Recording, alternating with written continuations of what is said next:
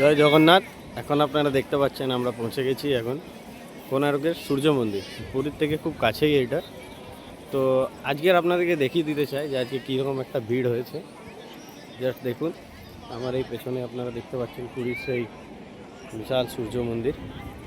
এই সূর্য মন্দিরের একটা বিশাল রহস্য জুড়ে আছে এই জগন্নাথ মন্দিরের খুব কাছেই পুরীর।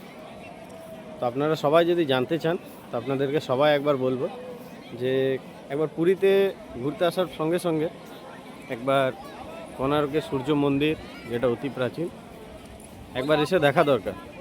অনেকেই আসছে, অনেক তীর্থ স্থান বলেই অনেকে এটাকে বলে।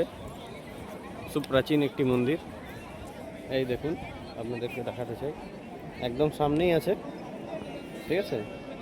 আপনারা অনেকে দেখেছেন আমরা 10 টাকার নোট একটা চাকার ছবি আমরা দেখে থাকি। তো অনেকে জানতে চায় সে চাকাটা কোথা থেকে আসছে বা কিসের। তো এই সেই চাকাটি আপনাদেরকে সামনে গিয়ে আমি দেখাতে যাব। দেখুন, চলুন আমার সাথে। তো আজকে 26শে ডিসেম্বর, আপনারা বছরের প্রায় শেষে এসে দাঁড়িয়ে আছি আমরা সবাই। তো চলুন আপনাদেরকে সেই চাকাটা আমি দেখাতে চাই। এই যে দেখুন, এই যে চাকাটা, এই সেই চাকাটা যেটাতে সবাই আছে।